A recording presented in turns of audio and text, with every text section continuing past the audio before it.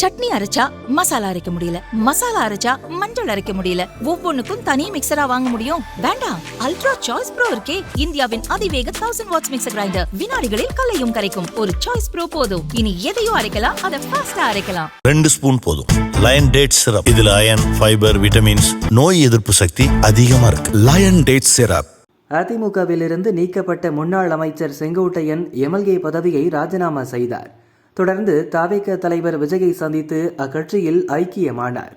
இந்நிலையில் அதிமுகவிலிருந்து பிற கட்சிகளுக்கு சென்றவர்கள் செல்லா காசு ஆனதுதான் வரலாறு.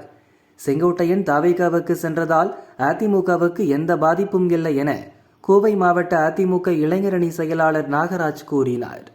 இது பெரிய அளவில் பலவீனப்படுத்துறதுக்கான வாய்ப்பெல்லாம் கிடையாது. இது சோஷியல் மீடியாலாம் அப்படி காட்டுறங்காட்டிக்கு அந்த மாதிரி ஏதோ ஒரு மாயை, அவ்வளோதான். அதிமுகவையும் புரட்சித் தலைவர் எம்ஜிஆர், புரட்சித் தலைவர் அம்மா, இன்றைக்கி இருக்கிற எடப்பாடியார் பொதுச் செயலாளரை வச்சு தான் இந்த கட்சி, அதிமுகவை வச்சு தான் இந்த கட்சியை தவிர ஒரு தனி மனிதருக்கெல்லாம் இங்கே மரியாதை கிடையாது. கட்சிக்கு கட்டுப்பாடு ரொம்ப அவசியம். கட்சி ஒரு முடிவு எடுக்குது அப்படின்னா எனக்கு அது பிடிக்குதோ இல்லையோ நம்ம அதை ஏற்று செயல்படணும். அதுதான் கட்டுப்பாடு அப்படிங்கிறது. அதை ஏற்றுக்க முடியாதங்காட்டிக்கு அவர் எடப்பாடியார் மீண்டும் முதலமைச்சர் ஆகிடக்கூடாது அப்படிங்கிறக்காக இப்போ கடந்த எடப்பாடியார் சொன்ன மாதிரி கடந்த 6 மாதமாகவே அவர் அதிமுகவுக்கு எதிரான செயல்களில் தான் செயல்படுறார். அது முழுக்க அவரோட நோக்கம் எடப்பாடியார் மீண்டும் முதலமைச்சர் ஆகிடக்கூடாது அப்படின்னு தான். இப்போ அவர் சொல்லக்கூடிய சில எதிர்கருத்துக்கள் எல்லாமே இத்தனை நாளாக அவர் அமைச்சராக இருந்தப்போ இவர் பொதுச் செயலாளரான வரைக்கும் எந்த இதுலேயுமே அவர் அதுக்கு எதிரான கருத்து எப்பவுமே தெரிவிக்கவே இல்லை. இப்போ திடீர்னு இதை சொல்கிறதுக்கு காரணம் இதுக்கு பின்னாடி திமுக இருக்கும். இவங்க ஏதோ ஒரு விதத்தில் அதிமுக பலவீனப்படுத்தி அவங்க ஜெயிக்கலாம். ஏன்னா திமுகவுக்கு கடும் அதிருப்தி இருக்குது தமிழகம் முழுவதும். அப்போ அடுத்தது பலமாக இருக்கிறது அப்படிங்கிறது அதிமுக மட்டும்தான் இங்கே இருக்குது. அப்போ அதிமுக ஜெயிக்கக்கூடாது அப்படிங்கிறக்காக இந்த மாதிரி இது பண்ணி ஒரு கட்சி உடஞ்சிட்ட மாதிரி ஒரு மாயை க்ரியேட் பண்ணுறாங்க. அதிமுகவில் தனி மனிதர்கள் விலகி போகிறங்காட்டிக்கெல்லாம் அதிமுக உடஞ்சதெல்லாம் அர்த்தம் கிடையாது. அது இப்போ 87 தலைவர் இறந்தப்புறம் ஜானகி அம்மா ஜேன்னு 2 அணியாக பிரிஞ்சுது. அப்போ பார்த்திங்கன்னா ஓட்டு அவ்வளோ ஸ்ப்ளிட்டாக இருந்தது. அதுதான் பிரிவு அப்படிங்கிறது. 2 ஒன்று சேர்ந்ததுக்கப்புறம் பார்த்திங்கன்னா இடைத்தேர்தலையே ஜெயிச்சிட்டாங்க.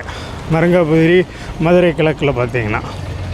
இவர் செங்கோட்டையன் எடுத்துக்கிட்டால் 2012 அம்மா மாவட்ட செயலாளர் அப்புறம் அமைச்சர் பதவி விட்டு தூக்கிட்டாங்க.